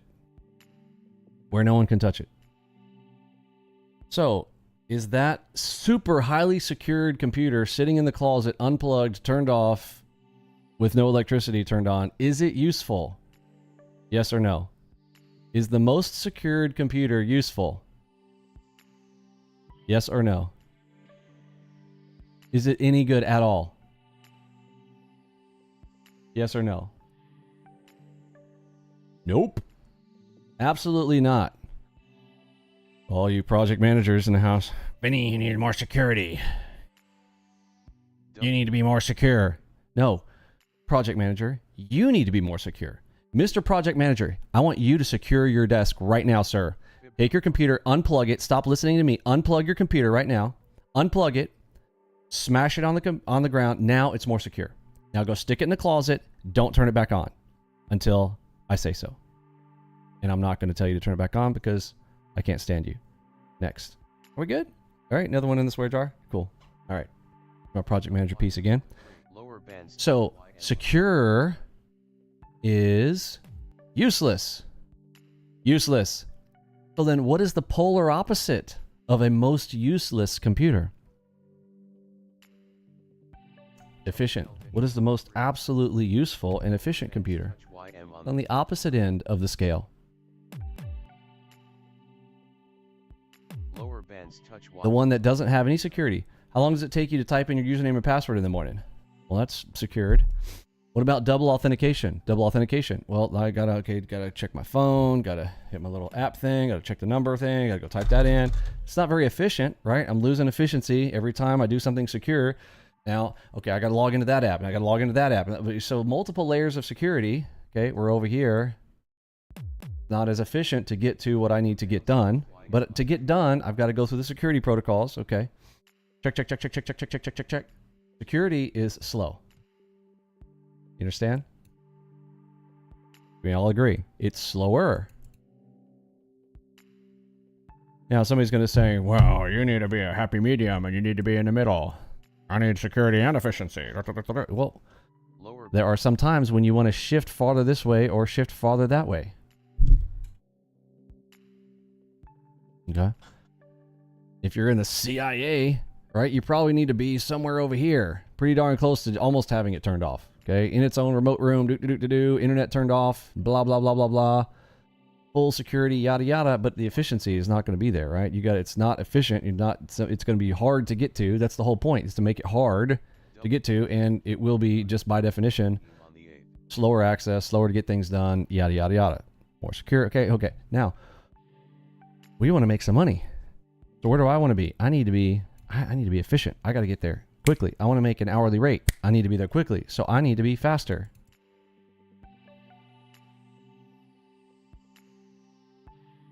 Okay. If I've got everything turned off, if I got auto login and everything turns on all for me, now is that very secure? No, because somebody could just walk up to my computer and like take over my stuff, right? So it's not as secure. So I have to be the security barrier. I got to like make sure that I'm doing things right. Almost feels like crypto, being like, I'm my own bank. I'm a crypto guy. I'm my own bank. Okay, well, I hope you got some pew-pews nearby to protect you and your family from the wackos who are going to try to break into your bank and hold you hostage at your desk and tell you to transfer your entire wallet to them. Yes, I think crypto is stupid. Yes, I think you're dumb if you're using crypto, personally. Whatever. Hate me. It is extremely dangerous. Now, if you're young, single, on your own, got nothing to lose, do your thing. Do your thing. Right? But if you got a family and stuff, I really think it's a bad idea. All right, so efficiency over here. Yes, this is where I'm trying to tell you. For me, personally, I am leaning way over here. Or my trading computer. And now you can still be super secure, but you got to spend some money, because that's the other thing. Security costs money. Project managers don't want to spend any money either. They're like, they don't want to spend the necessary money to do it. They don't want to give you the time or the money to do it. They want you to have all the security, but never spend a dime or your time. Project managers, you suck. Have I mentioned that multiple times yet? It's awesome being the boss now, because I can just say whatever I want.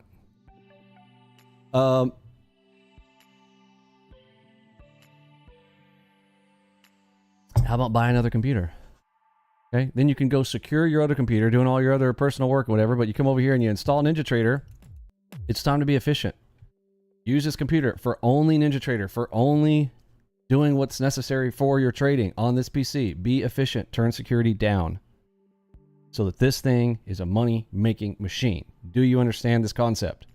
So if the most secure computer is way over there in the closet, useless, over here is where I want to be. Okay? I want to be fast, efficient, get things done, but I have to be my own protection. I can't do stupid stuff. I can't go download viruses on the interwebs. You know, kind of thing. So I want efficiency. Have I made this point clear? So when I'm like, well, Vinny's telling me to turn my security down. Oh no, I'm not less secure. How dare he do that? I don't have to do that on any of my other apps. I don't have to. Shut up. Shut up. Uninstall your computer. Just, you know what? Turn your computer off. Be secure. What are you doing with a computer connected to the internet? A-hole? What are you doing with a computer turned on the internet? What are you doing? Do you know how unsecure that is? You know somebody could hack your computer? You know somebody could find your IP address? You know somebody could... What if? Turn your computer off, unplug it, go stick it in your closet.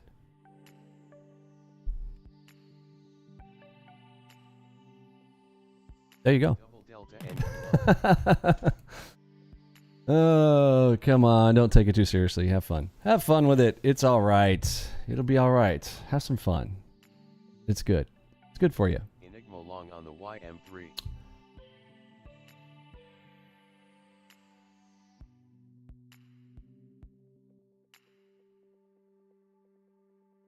A PC set on a hill cannot be hidden hide under a bushel. No, I'm going to let it... That's right, brother. You can tell the people who have been in Sagemont Sunday School class. We know. We know the songs.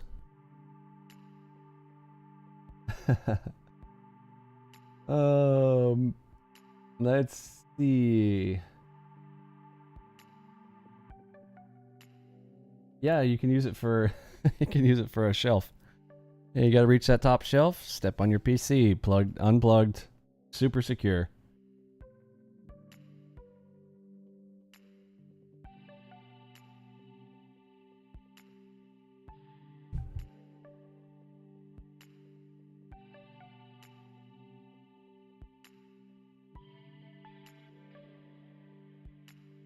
Let's see. Are we going to get another trade here? So I've got one winner.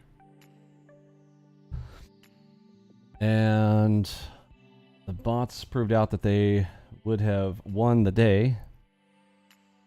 Had I let them run even through all of that wild ride there through all of the news there this morning. Then a surprise tariff announcement. Lower bands touch. Markets got terrifying. Don't argue, just do what Vinny says. Thank you, Captain Rex. Thank you. Exactly. And it's for your own good. Like, the thing is about it, like, if you think about it, like, if you want to keep your computer all secure and and be slow and have all these issues and whatnot, but then don't come and blame me. Well, it's AlgoBox is crashing my computer. No, it's not. You didn't do the things that I told you to do. Well, I don't want to do the things you told me to do, and your stuff is crashing my stuff. No, you can't blame me for both. If you're not going to listen to me on how to make sure you run your PC efficiently, you can't come then and blame me because, oh, my processing is too powerful for your crappy computer that you don't want to pay a dime for. Because I don't want to buy the 14900 either. Everything else works just fine on my 1986 PC. I've been running Frogger since 2020. Shut up. You want to be secure? Spend a dime. Get a 14900. Overclock it. Spend a little time. Maybe buy the higher end one with the water cooler and whatnot. And be super secure and super fast. But you're going to have to spend a dime. I don't want to spend any money, Vinny. I shouldn't have to do that. I can't help. I can't fix stupid. All right. Oh, here I go on my my soapboxes. I should get off.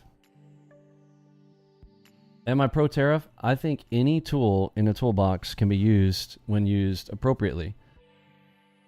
I don't blanket anything. I don't just blanket do this or that or whatever. I think I have a philosophy in life. Anything in excess is bad. Anything in excess is bad. Anything with a control is good.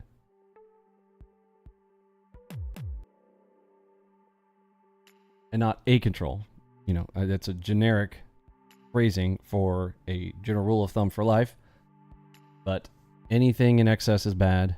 anything within a control system that has like guided into it being its most either efficient or healthy. For instance, even drugs, right? All drugs are not bad for you. You know, a drug used in a proper manner can be good to help you. But that same drug in excess or abused can be bad for you, right? So tariffs fall into that same category. Again, for me to be able to go, you know, when used appropriately, when used in a manner. Again, I'm not trying to say I know everything about tariffs. I'm not trying to present that. I know enough to be dangerous. But anything used in a controlled and applied for a purpose scenario can be thought through, walked through, and it's like, is good, you know, being pro-tariff, good for who, right? Who is the beneficiary? I think that presidents who don't have their country's best interests at heart, aka the Democratic Party, who is literally just anti-American, and if you want to try to make that analysis that, oh no, they're pro-America, no, they're not. Democrats, the current Democratic Party is not pro-America. They are pro-death to America. So shut up.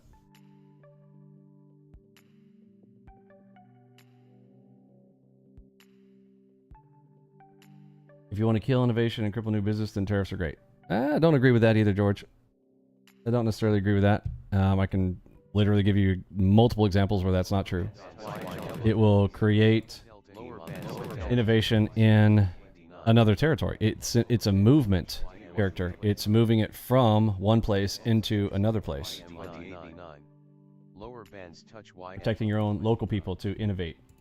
Giving people business opportunity in your country because you are basically going, because right now, if I just rely on another country to do X, Y, or Z because they can undercut the pricing, then to get my people to do it, I would need to protect that via a tariff. If you don't understand that, this is like basic, I'm pretty sure. Then your country can now take over that, whatever that is, that necessity, that innovation, that technology, that innovation, incentivizing it. If I know I'm not going to make a dime off of something, like why am I going to spend my time researching? And things take time. Things take time. People don't know that. If you've never built anything or never been a business owner, you don't know that. Lower bands touch YM on the 89, long on the YM. But see, you said it at the end. Recent tariffs have killed Kickstarter projects that rely on China imports. And you said it at the end, that rely on China imports. So now you fix that don't rely on China imports because they're local. And you're saying, oh, current ones in their current layout, because you know why they did it the way that they did it? Is because of where the current incentives were. You move the incentives.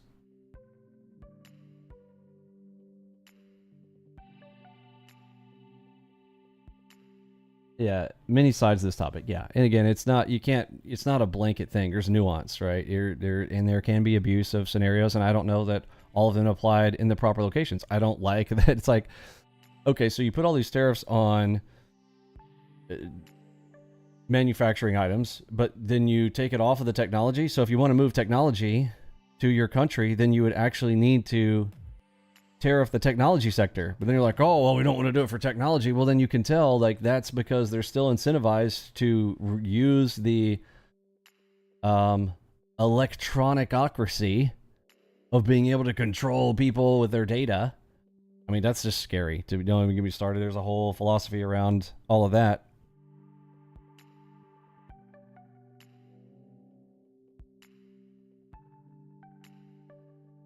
And I've always asked this. When was the last time y'all saw the government go after a monopoly? Name the most recent one in America or anywhere else. Like, name some company that was gone after as a monopoly. What was the most recent one you can think of in your head? And I'll just remember in my head, so in Edward's day, he's young, so he's probably never seen it. Now, back in my day, I remember the AT&T, or the, what was it? The Bell South? No, Southwestern Bell. What was the big phone company that got broke up? And then, but it was because the government actually was doing their job. We're like, okay, there's a monopoly here. We need to break this up. Then there were monopolies in the internet industry, so they had breakups. They had Microsoft was being accused of being in a monopoly with their browser and everything, incorporating the browser, forcing you to use their browser thing. They got, that got broken up. Now we have, the Google browsers and other browsers and the whole Netscape thing back in the day. And then like all of a sudden it's like, tweet, because government got corrupted. And they were like, oh, we realize we can abuse that. Oh, we can actually make a bunch of money if we consolidate these things. And as long as we know it ahead of time, then we can pad our wallets with insider information and control what can be done and what can't. And then apply ourselves in the markets before we go and apply the policy. AKA Nancy Pelosi.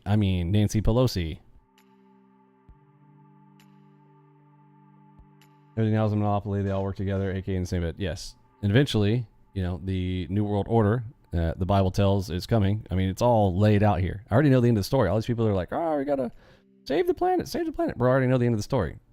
God's going to burn it up anyway. I'm not a big put everything in my recycle bin person because I already know. I read the end of the story. The end of the book is he's going to burn this up with fire anyway and get a new one. And he's going to wipe this place out. Like, it's going to happen. You're going to see the Antichrist rise. You're going to see what happens. It's going to happen.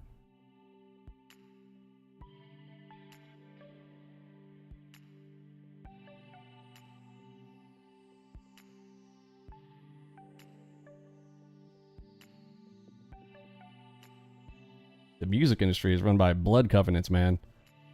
Get crazy on that. And so who was the greatest singer in heaven?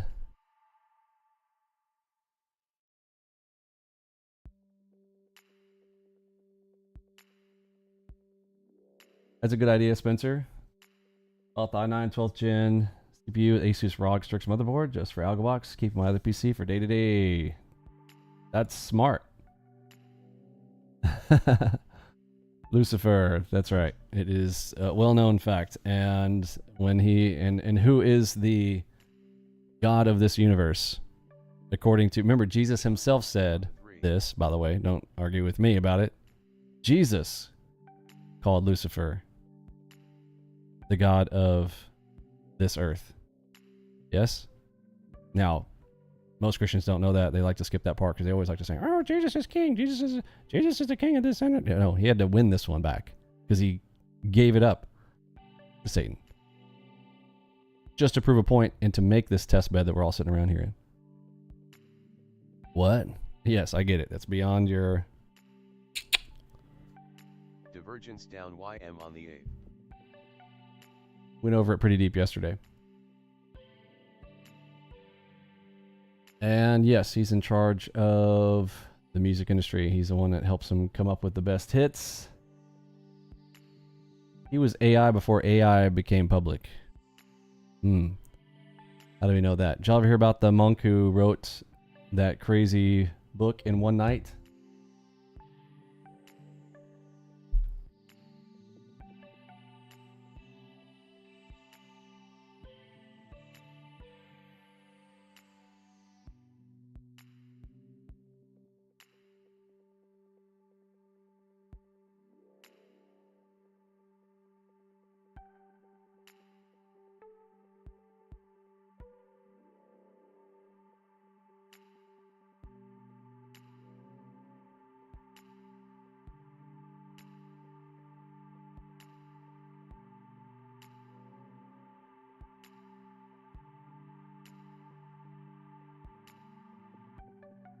He didn't want to die, so he summoned a demon to help him write the book overnight. The Codex Gigas, aka known as the Devil's Bible.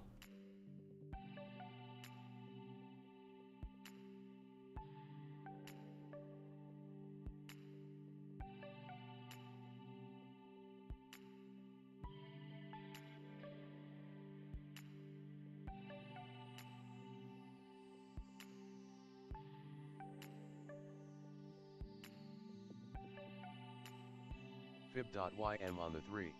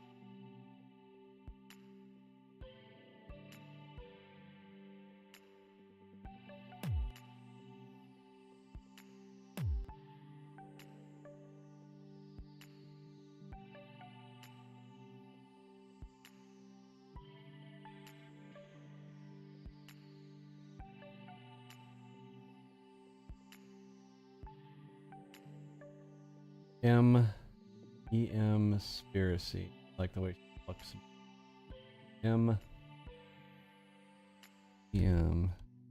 But I can never remember. Channel.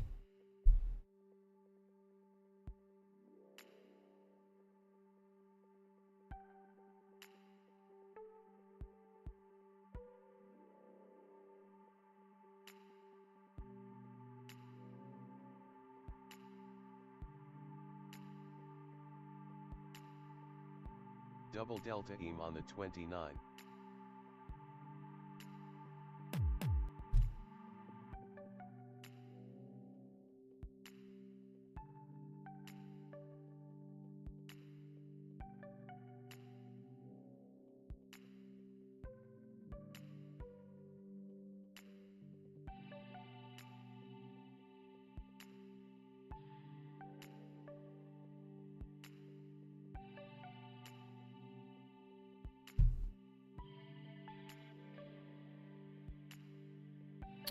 Market's slow as all get out, so let's have some fun. All right, I might want to give Conspiracy a follow. I like her stuff. All right, let's go to this one's a short. Let's see if this one's got it. Devil's Codex, book they buried twice. Enoch, Fallen Angels, Forbidden Frequency. Okay, let's try this one. There's a flashlight out there that's so This thing is There are two books the church never wanted you to read. One was lost, the other locked in a vault. The Book of Enoch, banned, buried, erased, because it names the angels who fell and what they taught mankind. The Codex Gigas, called the Devil's Bible, a monstrous tome said to be written in a single night after a monk made a deal with something not human. But what if these weren't separate? What if they're two sides of the same exile?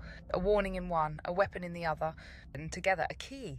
Legend says the Codex Gigas was written by a monk facing execution. He begged for mercy. They offered a deal.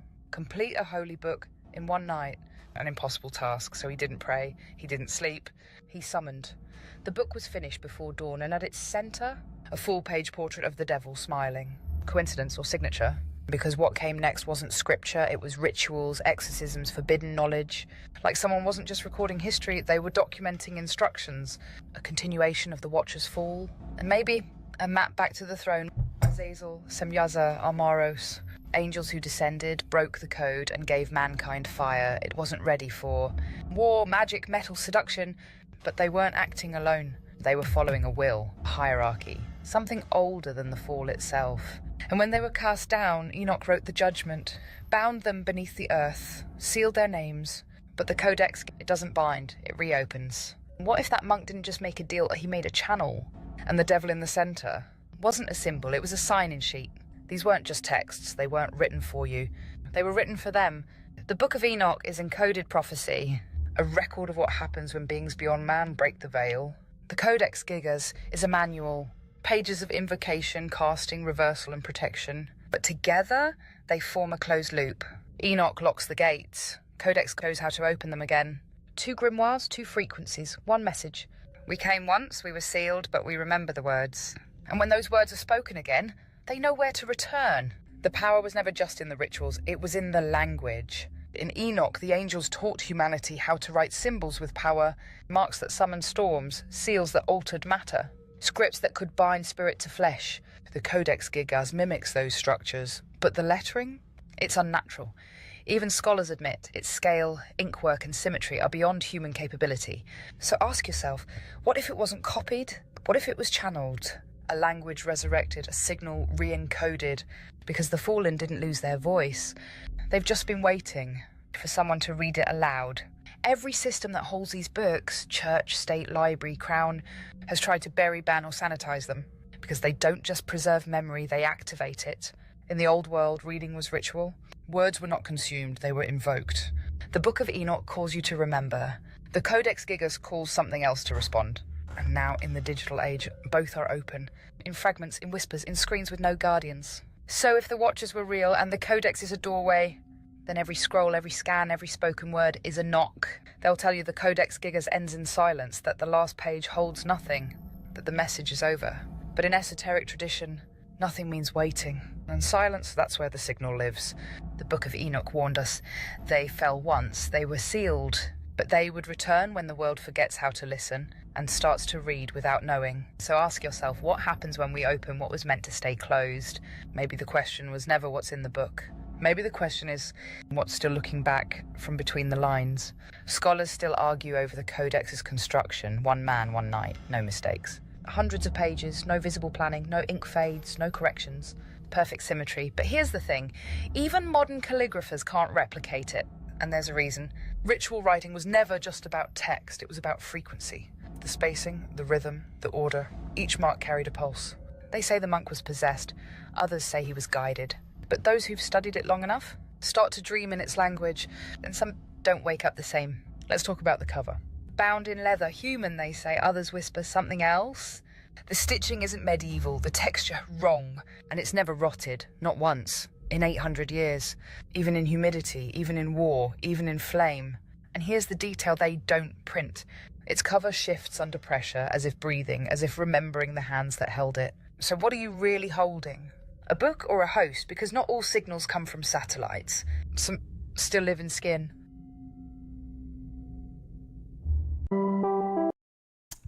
So anyway, I just like the way that she presents it, but you want to check out Codex Gigas. It's a fascinating topic. How did that book get written? Go look at it. It's crazy. Study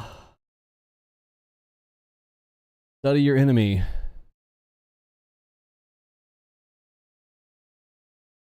Yeah, it's pretty creepy.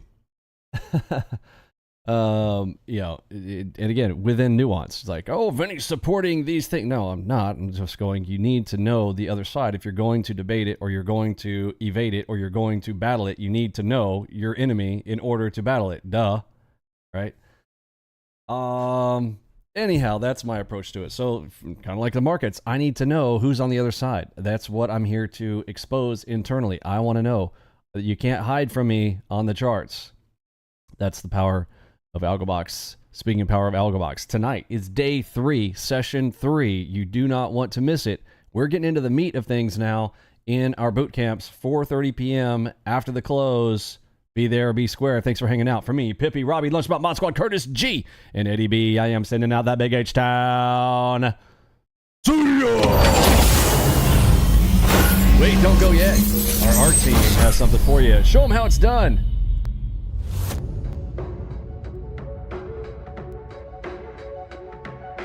The old adage where, you know, the individual investor doesn't have a chance because the institutional investor has better technology, better information, and, you know, more money and better opportunity, I don't think it's real anymore. I think the edge is on the individual investor because they're small, they're nimble, they can trade, they can use they have better front-end technology.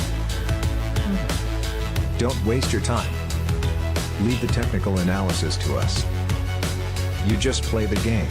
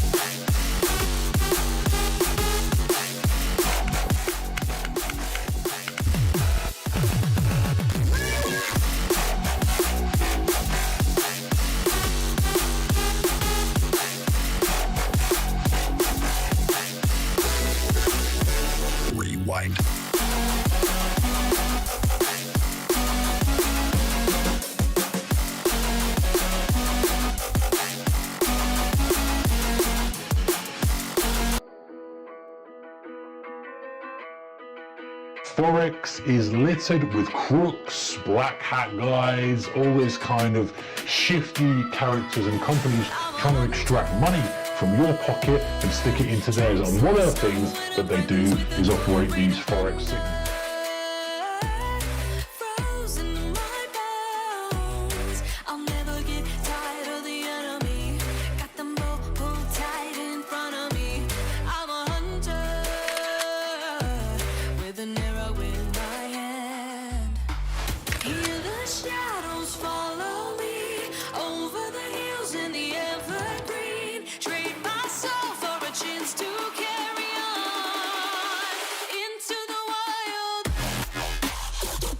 Delta vibrating. Long. Look for long. Harmonic pattern. Pick up. One down. On freeze. Order filled. Target filled.